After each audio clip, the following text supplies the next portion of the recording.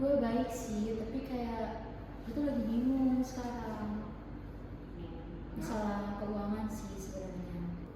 Lu bilang tadi ada masalah keuangan yang kayak gimana maksudnya? Jadi gue sebenarnya bingung kayak sama keuangan diri gue sendiri sih. Gue punya gaji yang cukup lumayan besar, tapi kayak gue tuh nggak tahu tuh uang itu hilangnya kemana gitu. Gue tuh kayak nggak ngerasa beli apa-apa. Terus gue juga kayak nggak punya tabungan gitu. Makanya kayaknya keuangan gue tuh lagi berantakan banget gitu loh. Makanya gue pusing kayak gue kerja tapi nggak ada gitu loh buat apa ya jaminan gue di masa depan. Oh, jadi gaji lu gede gitu, tapi lu nggak tahu uangnya kemana gitu. Ya. Kalau menurut gua sih mulai sekarang ya, lu coba mulai hitung gitu pengeluaran lu, pemasukan sama pengeluaran lu per bulan gitu. Sampai uang parkir pun, uang gojek pun lu catat semuanya. Bahkan uang plastik Indomaret yang 200 perak lu hitung tuh semuanya. Jadi harus jelas uangnya keluar sama yang masuk itu berapa. Coba gitu dulu aja awalnya. Oh jadi lu sekarang kayak gitu, lu catetin semua pengeluaran kayak gitu. Semua sampai pajak-pajak di restoran tuh kalau gue nonton semuanya gue catat gue itu. Nah gue tuh sebenarnya kendalanya kayak males gitu ya, karena kayak ribet banget gitu setiap belanja harus catet ini, catet itu, kayak males banget gitu. Gue tuh pernah sih kayak kepikiran pengen nabung gitu kan, karena masih mikirin masa depan juga, cuman gue nggak ngerti juga kayak gimana. Setiap kayak mikir, nih pengen nih duitnya ditabungin berapa gitu ya dari gaji gue, ternyata belum sampai ke bulan gajian uangnya juga udah menipis. Jadi anggaran yang buat tabung itu justru malah nggak ada sih. Tapi mungkin kayaknya gue bisa coba cara lo dan buat tulisin dulu semuanya, jadi gue bisa tahu pengeluaran sama pemasukan itu balance gak atau lebih gedean yang mana gitu.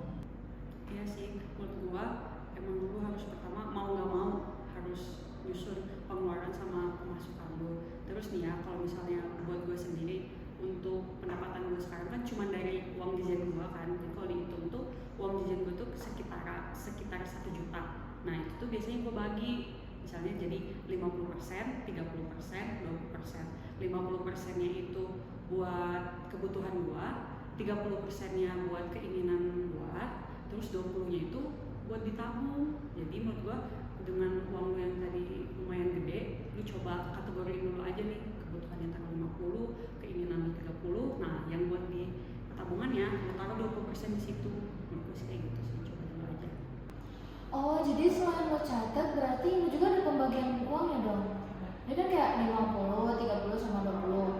Berarti kalau misalnya gue kan gajinya 5 juta nih, tadi gue itu coba. Berarti kalau 50% dari gaji gue itu kan 2,5 juta itu berarti alokasinya buat kebutuhan dong.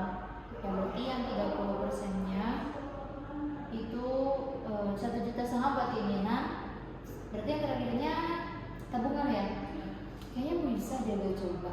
Tapi gimana ya tekniknya, soalnya gue tuh kalau misalkan nunggu sampai ke bulan gajian itu kan uangnya gak nyisa. Itu kayak gimana caranya?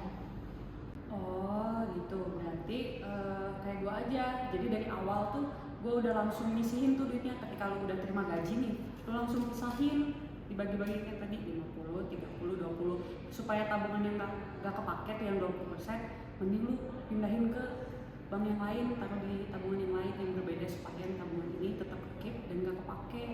Tapi ya menurut gue juga, gue tuh ngerasa kok walaupun gue pakai udah sistem kayak gitu tuh, gue ngerasa ya nggak bertumbuh gitu, nggak berkembang. Uang gue cuma taruh di tabungan doang kan, ya paling nambahnya berapa sih kalau nyimpan di bank. Jadi kayak gue tuh pengen nyobain invest gitu, karena katanya dengan invest tuh kita bisa dapat keuntungan yang lebih gede.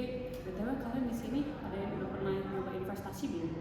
Oh, lu invest, gue juga lagi invest nih. Oh, lu juga invest ternyata. Gue juga invest nih kebetulan. Kalau lu invest apaan kalau boleh tahu? Gue invest di reksadana nih sekarang. Oh, lu di reksadana. Pasti di properti ya. Emang reksadana tuh gimana sih?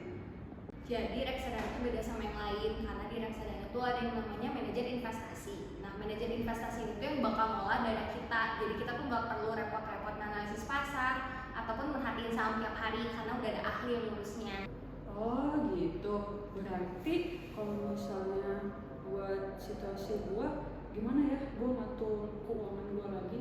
Soalnya lumayan menarik sih dari yang lu jelasin, apalagi kayak pemula kayak gue kayaknya masih bisa deh. Gimana kira-kira ngatur kayak rencana keuangan gue lagi kalau buat invest. Jadi Vel, kan tadi gue dengar dari lu kan punya tabungan sebesar 20%. Nah lu tuh bisa bagi dua, 10% buat lu tabung dan 10% lagi buat lu invest. Nah berarti kan lu punya uang 100.000 buat ditabung, 100.000 buat invest.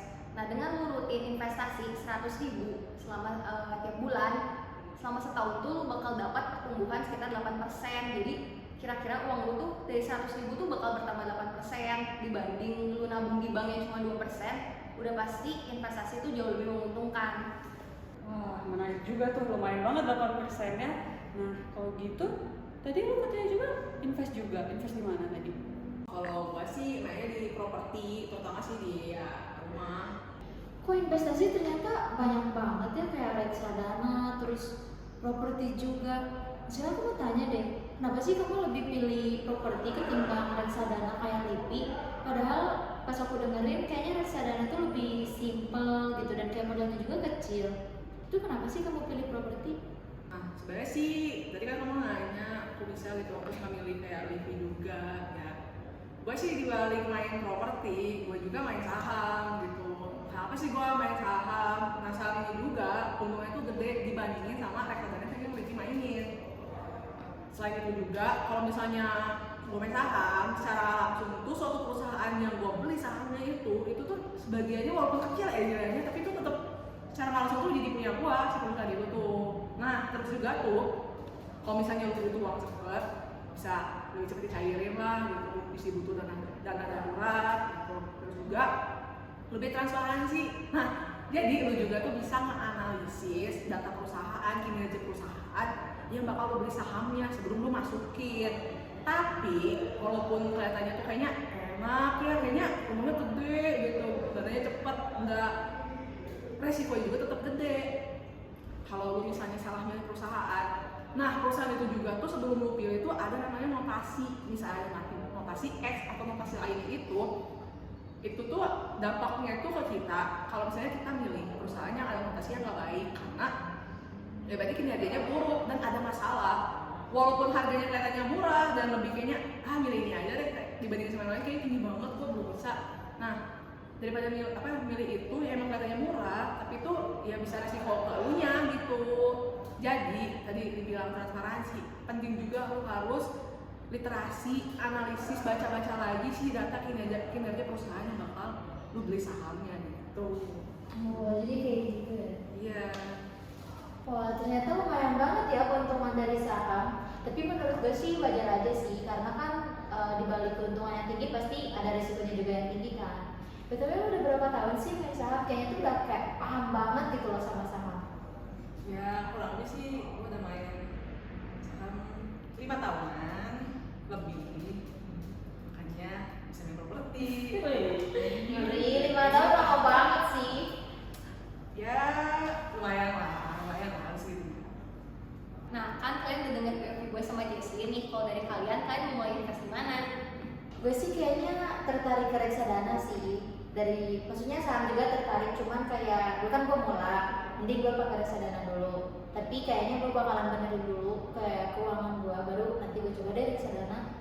Kalau gue sih mending reksadana dulu ya, langsung gue coba reksadana. Nanti kalau misalnya reksadananya juga gue udah bisa ngurusin reksadana, terus gue juga punya pemasukan yang lumayan kan, nanti gue baru nyobain saham nih yang lebih beresiko tapi untungnya juga kan pasti lebih tinggi, jadi lumayan tertata lah kalau misalnya udah mulai nunggu dari yang reksadana ini baru gue pindah ke saham gitu. Oh jadi gitu, kalau gue sih lebih tertarik ke reksadana dulu aja sih awalnya. Jadi kan gue juga udah bisa langsung ngisi ini uang gue, jadi gue bisa nyoba reksadana langsung. Nanti kalau misalnya pertumbuhannya udah oke, terus modal gue juga lebih banyak, gue bisa nyobain ke saham yang dimana returnnya juga lebih tinggi, tapi ya resikonya juga tetap tinggi. Cuman ya lumayan menantang sih buat gue buat nyobain saham. Jadi buat teman-teman semua yang misalnya bingung nih uangnya mau dikemanain, kayaknya ditabung doang kan nggak tumbuh gitu, ya cuma segitu-segitu aja, paling nunggu juga dikit. Nah ini kalian investasi aja langsung. Buat pemula kalian boleh cobain dulu reksadana ya, jadi kayak Livi bilang, memang sih untungnya kalau lebih gede, tapi lebih aman buat kalian pemula yang udah mau mulai investasi terlebih dahulu. Buat teman-teman yang ngerasa, oh aku udah mantep nih untuk melakukan investasi, kalian bisa pilih buat main saham. Walaupun resikonya gede, asal kalian punya literasi yang bagus, analisis yang bagus, kalian pasti bisa bisa buat investasi di saham tersebut. Bingung, duit kalian cuma segini-gini aja. Mau nambah? Mau kaya? Jangan lupa investasi ya.